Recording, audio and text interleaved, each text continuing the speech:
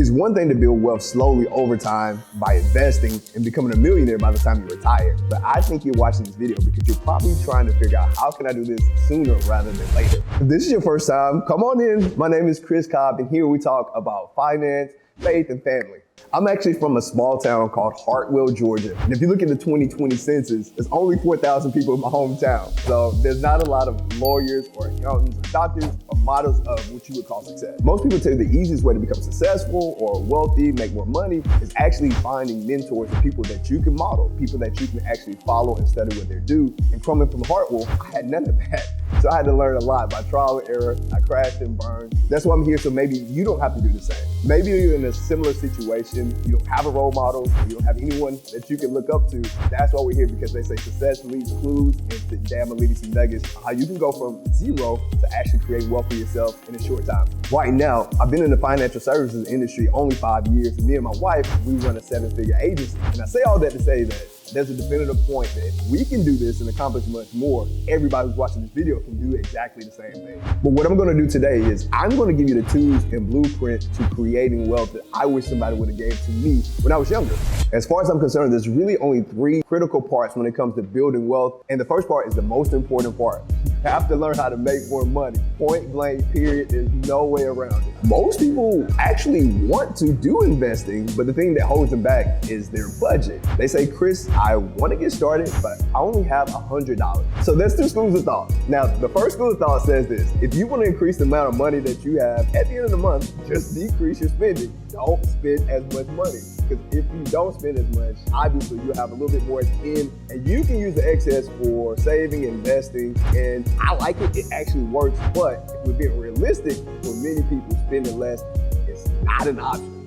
And the reason why I said this may not be realistic is because, think about it, you can only decrease your expenses so much. Every single day you have to eat, you're gonna wear clothes, you gotta have a roof over your head. So there's a certain amount of money that you have to spend in order to survive every single month. No way around it. With that being said, now, are you spending money that you probably could go without? Yes. Maybe getting the Starbucks every other day as opposed to every day can help out. But those things, if it makes you happy, what I found out, you're probably gonna be excited to do it, and you're gonna be excited to work for it. So there's really only so far that you can go when it comes to expenses. That's why I say it may not be realistic, just depending on your situation. Now, the second school of thought is the one I like the most because there's no cap on it. There's a floor as to how much you can save on expenses because you have needs. But the second school of thought is earning. You can literally always make more money. So think about this. If you want to start investing $500 a month, all you have to do is find a way to keep your expenses the same, but also find a way to go make an extra $500. Just by doing that, your lifestyle hasn't changed, but you're saving the money that you wanted to save, and you didn't have to do too much additional other than just go find a way to make some more money.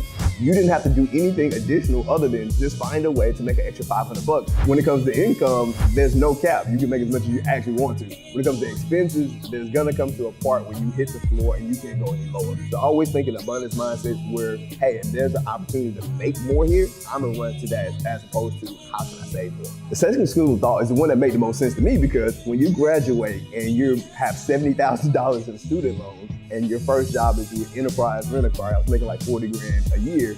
I was saving as much as I could save, but I still wasn't putting a dent in my situation. That's how I realized, you know what, the best way to attack this is actually just go make more money. And there's a ton of side hustles, there's a ton of different things that you can do. The crazy thing about it is originally, I was just gonna do one of those videos where it just tells you, hey, go ask your boss for a raise, or start a hustle, start a business, but that would be disingenuous. That wouldn't do you any good. What I want to do is actually tell you my personal story because I've been through it. I've had pennies in my pocket. I didn't know how I was going to pay bills, but it was a shift in mindset and model, and I want to give you the blueprint so you can do the exact same thing for yourself. What helped me a lot was that I started treating money like a game. I see a lot of wealthy people, and it just looks like they're having so much fun, like they're playing a game. And I look at money as a pyramid, and the lower half of the pyramid is just going to be you working for someone else. Unfortunately, that's where most of us start. But I see it as a game like I'm playing Super Mario Bros. You know, you start on level 1, and the first time you play it, it may take you forever to beat it, even though it's the easiest level. But once you learn it, it becomes so easy and you can beat it with your eyes closed. And then you go to level 2. Then you go to level 3, level 4. And what's crazy is when you think about games like that, you never stop at the first level. You want to continue to play. But when it comes to creating wealth, because it's harder to level up, it's harder to get out of your current situation, a lot of times we just stop playing. But you don't realize that the more you play, the easier it becomes and the funner the game becomes as you make more money. So my mindset is I'm just trying to get up the ladder as soon as I possibly can. And that's typically how a lot of wealthy people play. They're not necessarily trying to get rich quick. They just understand that, hey, they're in the current level that can be beaten and they're trying to beat it as soon as possible so that they can get to the next level because it's gonna be funner.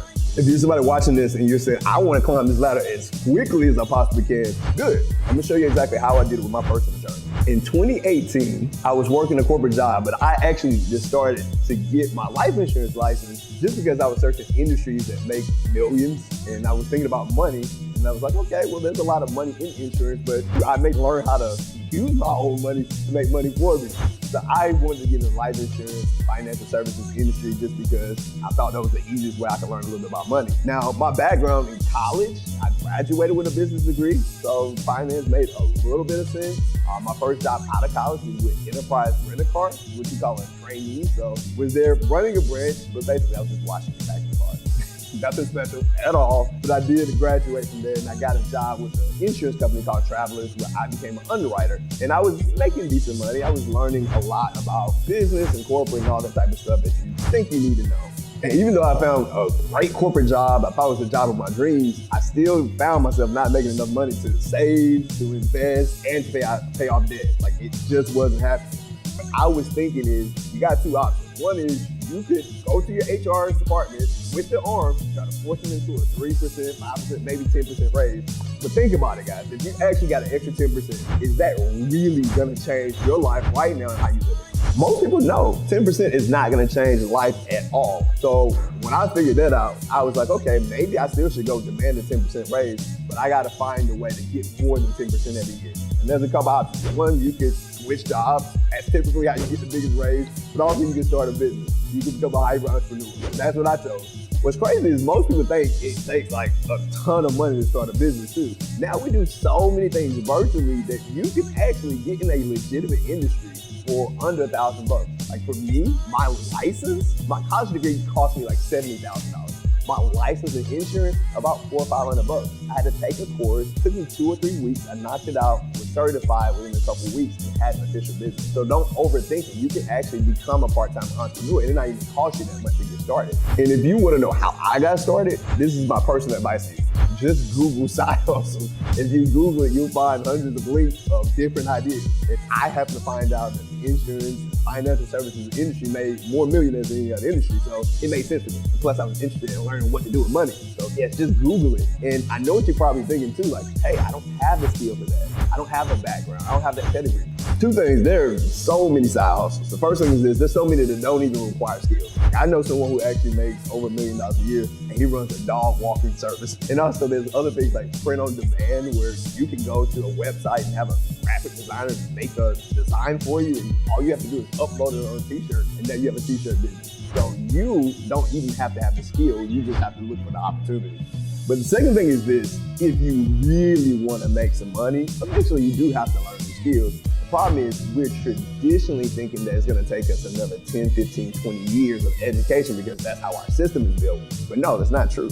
One of the guys I watch the most on YouTube, who I get a lot of information from, his name is Alex Hormozi, and he says this, that honestly, the first 20 hours that you learn a new skill are gonna be the greatest 20 hours and you're gonna learn the most. That's when you're gonna do your best. But the problem is that most people take years to start the first hour. So if you actually wanna learn something new, trust me, it doesn't take nearly as long as you think. Put a solid week or 2 weeks into it, and you'll be surprised at how much you know and how quickly you can get the business going. And how do I know this? It's because right now I'm in sales and I had never had any sales training or background before I got in this industry.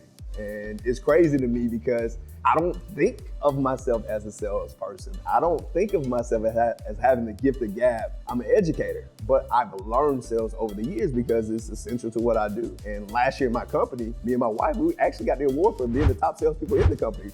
We wrote more policies than anybody.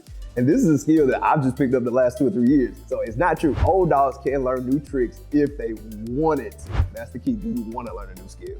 I used to think to build wealth, you have to be an expert. You have to be a genius in order to do it. And what I've learned is actually building wealth is not becoming an expert, because if that's the case, there would be no reason why I'm talking to you. But what I've actually learned is that it's about your willingness to persevere, learn new skills, and just provide value to as many people as possible. That's what you got to do. And as you're doing that, you become better, you become the expert, and simultaneously you become more wealthy. It goes hand in hand, they work together. Now, that's all I got for you today. And if you haven't already, do me a favor, drop a like on the video, subscribe to the channel, and until next time, we'll see you